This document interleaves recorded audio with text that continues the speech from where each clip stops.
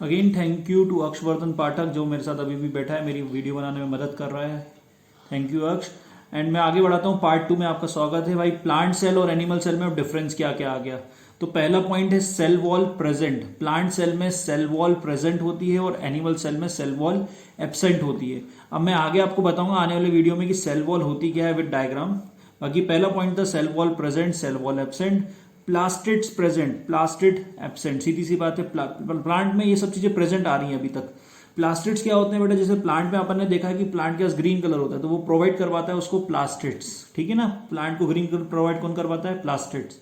जैसे आपने पढ़ा होगा क्लोरोप्लास्ट, क्लोरोफिल, ये सब ग्रीन पिगमेंट होते हैं। ये किसके अंदर पाए जाते हैं, प्लांट सेल में ही। इंसान ग्रीन कलर के नहीं होते या कोई मल्टी कलर के इंसान नहीं होते। फ्लावर और प्लांट्स होते हैं तो प्लांट्स में प्लास्टिड्स होते हैं और प्लास्टिड बेसिकली उसको कलर देते हैं, ये ध्यान रखिएगा।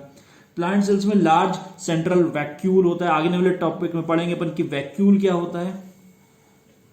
देन जो एनिमल सेल है उसमें या तो फिर वैक्यूल होते ही नहीं या फिर स्मॉलर वैक्यूल्स। मैंने लिखा हुआ है स्मॉलर वैक्यूल, तो लार्ज वैक्यूल और स्मॉलर वैक्यूल।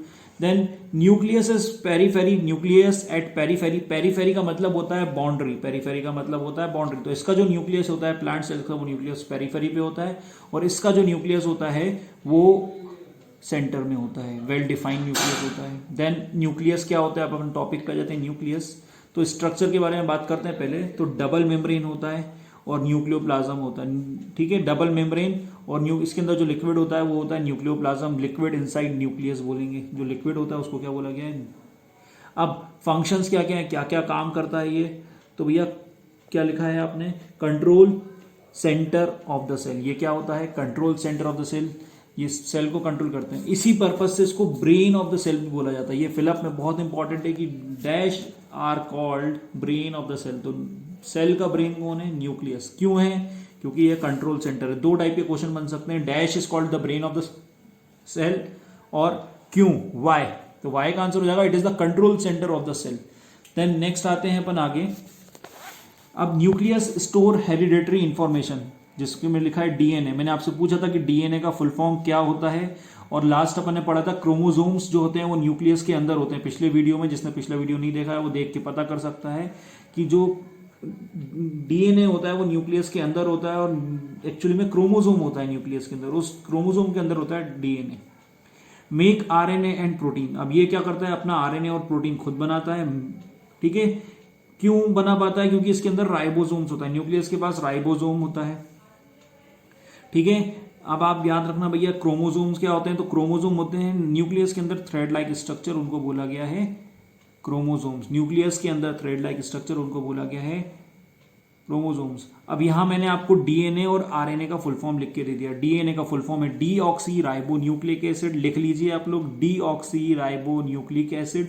और आरएनए का फुल फॉर्म है राइबो न्यूक्लिक एसिड, ये दोनों याद कर लीजिए। इसके बाद आते हैं सेल वॉल पे। सेल वॉल का फंक्शन क्या होता है, तो support to plant and protection. देखिए अपन ने डिफरेंस में भी पढ़ा था कि सेल वॉल प्रेजेंट सिर्फ प्लांट सेल्स में होते हैं। तो ये जो सेल वॉल है सपोर्ट करेंगे टू प्लांट एंड प्रोटेक्शन, उस प्लांट को सपोर्ट करेंगे एंड प्रोटेक्शन देंगे।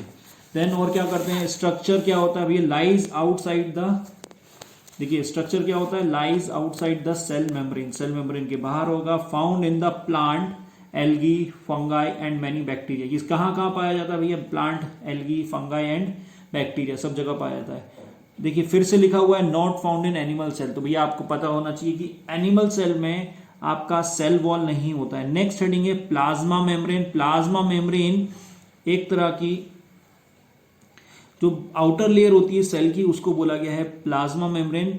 ये एनिमल सेल में भी होती है, प्लांट सेल में भी होती है। फंक्शन क्या होता है भैया, ये physical barrier for the cell, physical barrier है, ठीक है।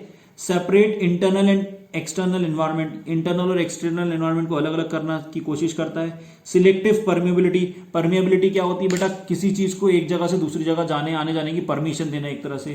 तो ये सिलेक्टिव परमेबिलिटी मतलब कुछ चीज को आने देगा, कुछ चीज को जाने देगा, सारी चीज को अंदर बाहर आने जाने नहीं देगा। एक सेल की बात कर रहे हैं अपन, बहुत छोटा सा सेल होता है। लोकेशन क्या होती है, तो surrounding the cell, outer surface, ये सराउंडिंग द सेल होता है और ये आउटर सरफेस होता है। देन नेक्स्ट वीडियो में अपन स्टार्ट करेंगे साइटोप्लाज्म से, और उसके पहले मैं आपको शुरुआत मेरी डायग्राम से होगी कि मैं डायग्राम आपको दिखाऊंगा, उसमें मैं पहले बता दूंगा आपको प्लाज्मा मेम्ब्रेन और सेल वॉल क्या है। बाकी स्टार्ट करेंगे अपन साइटोप्लाज्म से। Thank you.